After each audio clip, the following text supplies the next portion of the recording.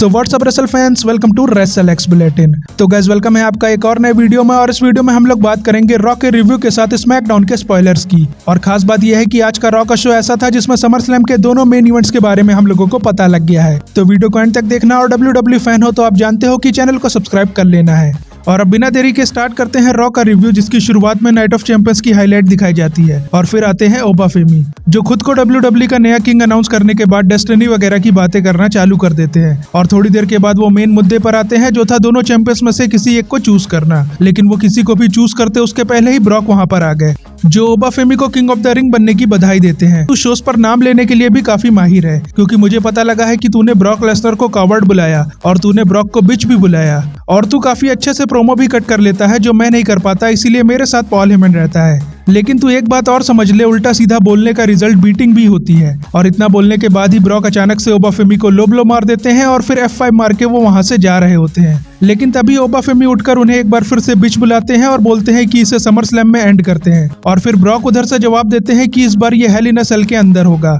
जिसके बाद कमर्शियल आता है और फिर पॉल हेमन एडम पियर्स से इस मैच को ऑफिशियल करने की डिमांड कर रहे थे। लेकिन एडम पियर्स इसमें भाव खा रहे होते हैं। लेकिन तभी ओबा फेमी भी वहां आकर एडम पियर्स से इस मैच को ऑफिशियल करने की डिमांड करते हैं। और ये मैच अब समर स्लैम के लिए ऑफिशियल हो भी गया है, जो मेरे हिसाब से नाइट 1 के मेन इवेंट में देखने को मिलेगा।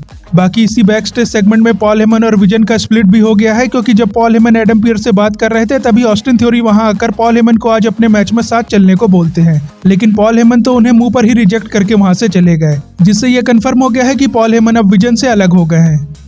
इसके बाद रे मिस्टीरियो और ईथन पेज का मैच होता है, जिसमें पहले ईथन पेज काफी ज्यादा डोमिनेट कर रहे थे और इसी डोमिनेशन में उन्होंने रे मिस्टीरियो का मास्क उतारने की भी कोशिश की। लेकिन रे मिस्टीरियो ने मैच में कमबैक करके मैच को जीत लिया। और फिर इसके बाद शो पर उनका एक इंटरव्यू होता है, जिसमें उन्होंने ये बोला कि उन्हें एक बार फिर से इंटरकॉन्टिनेंटल चैंपियनशिप के लिए मैच चाहिए, जो समर स्लैम में एक मल्टीपर्सन मैच की तरफ लीड कर रहा है, क्योंकि रे मिस्टीरियो के अलावा ईथन पेज, रूसेव और चैट गैबल भी इसी लाइन में है, जिसकी वजह से हो सकता है कि समर स्लैम में इन लोगों के बीच मल्टीपर्सन मैच देखने को मिल जाए। खैर, रे मिस्टीरियो के मैच के बाद डोमिनिक और जेडी मैकडोनाल्ड डैन होसन की लैब से उनकी बास्केटबॉल वाली जर्सी चुराते हुए दिखाई देते हैं।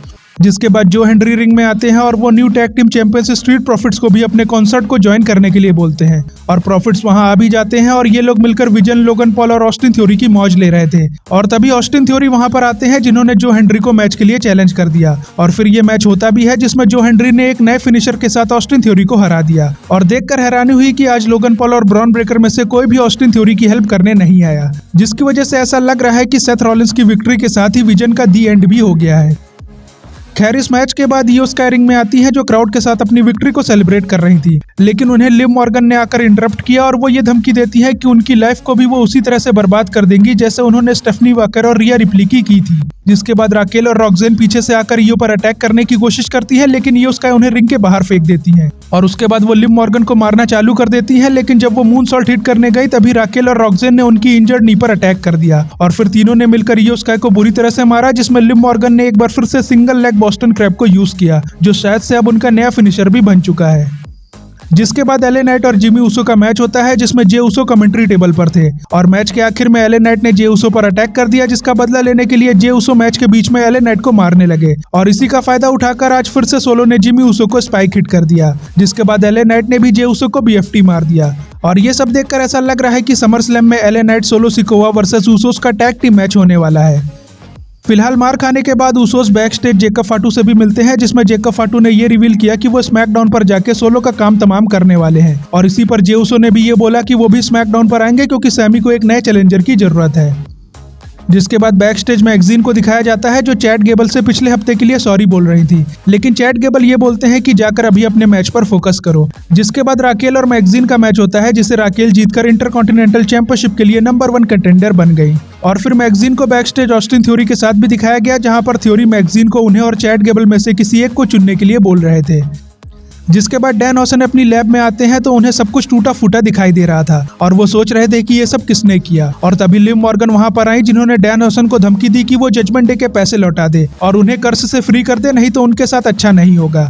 और इसके तुरंत बाद जेडी मैकडोना और चैट गेबल का मैच था, जो रेसलिंग वाइज आज रॉ का बेस्ट मैच था, जिसमें डोमिनिक डैनहॉसन की जर्सी पहनकर जेडी मैकडोना को सपोर्ट कर रहे थे और वो बीच बीच में मैच में इंटरफेयर भी कर रहे थे। इसीलिए मैच के एंड में डैनहॉसन क्राउड के बीच से एक ब्रीफकेस लेकर आए और उन्होंने उसे बैरिकेड पर रख दिया और वो वहां से भाग गए, जिसके बाद डोमिनिक उनके पीछे चले गए और उसी डिस्ट्रैक्शन का फायदा उठाकर चैट गेबल ने मैच को जीत लिया। और फिर उसके बाद डोमिनिक वापस आकर जेडी मैकडोना को साथ में लेकर वो ब्रीफकेस खोलते हैं जो डैनहॉसन ने वहां रखा था, जिसमें पैसों के साथ व्हाइट पाउडर वाला धमाका भी होता है, जिससे डोमिनिक कुछ देर के लिए अंधे हो गए और तभी डैनहॉसन उनसे जर्सी लेकर वहां से भाग गए। लेकिन राकेल ने उन पर अटैक करके जर्सी को फिर से छीन लिया और फिर डैनहॉसन अचानक से गायब हो गए। और फिर इस एंटरटेनिंग सेगमेंट के बाद शुरू होता है मेन इवेंट, जिसमें रोमन की एंट्री के तुरंत बाद ही सेथ रॉलिंस वहां पर आ गए, जिन्होंने आते ही रोमन से टाइटल मैच मांगा। लेकिन रोमन ने उन्हें यह कहकर मना कर दिया कि उन्होंने इस अपॉर्चुनिटी को अर्न अपनी लाइफ में नहीं की है और वो है सेथ रॉलिंस को बीट करना। और सेथ रॉलिंस अब रोमन को ये मौका दे रहे हैं कि वो ऐसा समर स्लैम में करें, क्योंकि सेथ रॉलिंस ये बोलते हैं कि ये शायद हम लोगों का आखिरी मौका होगा इस चीज को सेटल करने का, क्योंकि कई सारे नए टैलेंट्स हमारी जगह लेने आ गए हैं। इसीलिए क्या रोमन तू ये चाहता है कि तू इस एक दाग के साथ ही रिटायर हो जाए और जब तू हॉल ऑफ फेम सेरेमनी में हो और मैं भी वहां पर हूं तो लोग इस बारे में बात करें कि आई एम द वन जिसे रोमन ने कभी नहीं हराया, या फिर तू इन सब चीजों को समर स्लैम में एंड करना चाहता है। जिस पर रोमन ये जवाब देते हैं कि yes I accept the challenge, क्योंकि मैं तुझे बीट करना चाहता हूँ न सिर्फ अपने लिए बल्कि अपनी फैमिली के लिए भी। इसीलिए ये शील्ड वाला चैप्टर समर स्लैम में पूरी तरह से एंड हो जाएगा। और इसी जवाब के साथ रोमन अपना टाइटल लिफ्ट करते हैं और शो खत्म हो जाता है। और फिर WWE इस मैच को ऑफिशियल भी कर देती है, यानी कि ये मैच अब समर स्लैम के सेकंड नाइट पर होगा। और शील्ड के फैंस ही समझ सकते हैं कि इस मैच की राइवलरी में कितना ज्यादा मजा आने वाला है।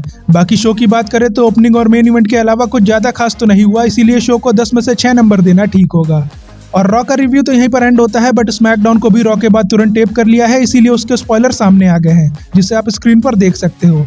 जिसमें सबसे इंपॉर्टेंट मेन इवेंट था, जिसमें कोडी जे उसो को हरा के नंबर 1 कंटेंडर बन गए। और इस हफ्ते के बाद वाले स्मैकडाउन के शो पर सैमी और कोडी का रीमैच होने वाला है, जिसमें खास बात यह है कि वो शो शिकागो में है, जहां पर सीएम पंक का रिटर्न देखने को मिल सकता है। बाकी इसके अलावा निक ऑल्डिस और गुंथर के मैच की पॉसिबिलिटी भी काफी ज्यादा हाई हो गई है, क्योंकि WWE ने दोनों को आज लीव पर भेज दिया था ताकि इन दोनों के बीच ज्यादा कुछ मैटर ना हो जाए, जिससे ये पता लग रहा है कि WWE इस फ्यूड में इंटरेस्टेड है, इसीलिए निक ऑल्डिस वर्सेस गुंथर की पॉसिबिलिटी स्टिल ऑन है। बाकी इसके अलावा स्मैकडाउन से रिलेटेड और भी डिटेल और क्लिप अगर लीक होती है तो वो आने वाले टाइम में चैनल पर आपको मिल जाएगी।